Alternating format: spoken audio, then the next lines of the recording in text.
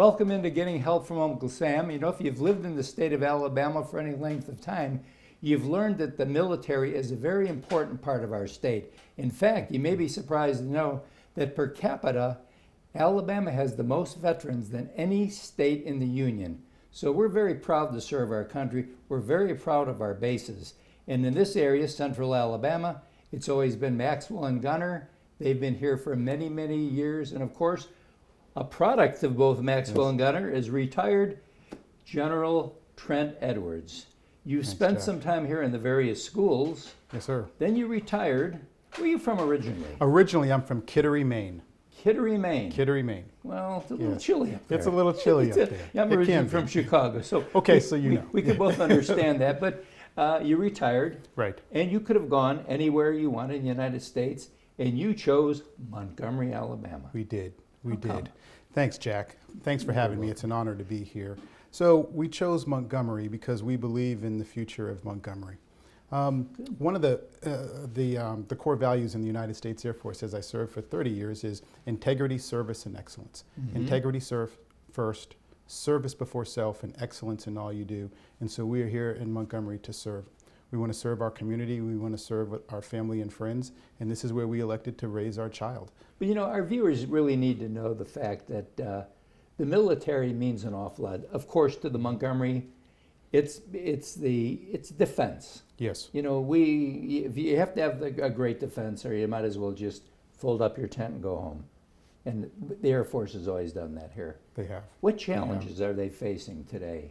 So right now, some of our challenges across the nation, across the world, are adversaries, right? And so long-term competition with adversaries, Russia and China.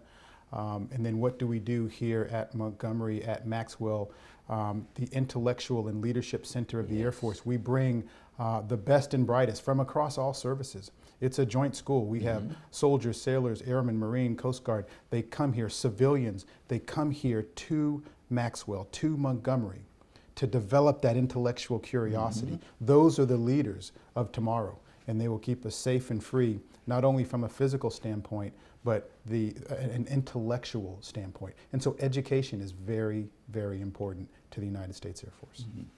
So obviously when you came back here, you had to have something to do, because I know your wife's not going to let you sit around the house. She is not. Not at all. So you're working with the Chamber of Commerce right now. That is correct. And your position is basically development of the governmental areas. I am the Senior Vice President for Military and Community Development. Right. And so it means I pay very close attention to how we can support and grow and stabilize the mission at Maxwell.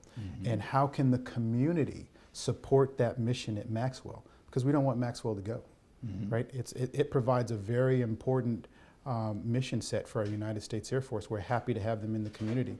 But what are the things we can do as a community to ensure that mission remains here in terms of education, infrastructure, and the ability to accept new missions? So that's on the active duty side. But there's also the Guard. And so absolutely. So the 187th Fighter Wing, I'm very proud to say Danley Field will receive the next round of F-35s. That's an attaboy. Yes, sir. It is. It's an attaboy. Very proud of how the community has come together and messaged the right narrative to the Department of Defense so that that mission comes here. And we'll get the first planes in 2023. What can our citizens do? That I know there's a lot of different things. I'm involved with the Air University Foundation. Yes. I'm also in Write Flyers, which is through the Chamber of Commerce. Yes. But a lot of times we have a lot of retirees here. We're very blessed with a lot of retirees. That not just from the military, but other types of retirees, that they can get involved with trying to help the military, can they not? They sure can. I think two things, Jack. One, recognize that at Air University it is about education. Yes. At Maxwell there's also an airlift wing, the 908th Airlift Wing. We fly C-130s out of that wing. We're very proud that we have a flying mission at Maxwell, and we want to continue to have a flying mission at Maxwell. So any opportunities for the citizens to support a continued flying mission at Maxwell is very, very important. We're very proud that the F-35 is coming into Danley Field for the citizens to support that flying mission and what it means to our economy, but really what it means to our community and the way that the community can say, thank you. Also helping spouses, right, as they relocate in military families. As I said, I served 30 years, I moved 19 times. And so it's important for those families to feel welcome. So what we can do to support from an education standpoint and a quality of life standpoint. But most importantly as well, over at Gunter, there's this little unknown operation. It is a gem, Jack, isn't it? Absolutely. It is. And so they do, billions of dollars in letting contracts that impact our entire United States Air Force. So I think it's just the awareness, the citizens knowing that mission is over there, and we need to do everything we can to keep those folks coming here because they add so vitally to our economy. Well, if there's anything else we can do, we're here for you. I do. You can use our show as a format, but more importantly, I want to thank you for making the decision to come back home. We are. Because this is home for everybody now.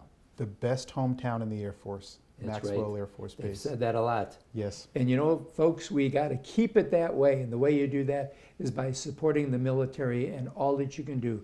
If you see somebody that's wearing a uniform, give them a pat on the back. Say, hey, thanks for serving. I've done that all my life because without the military, as Virginia said in the other show, we might as well pack up our tent and go on home. And we'll be right back right after this.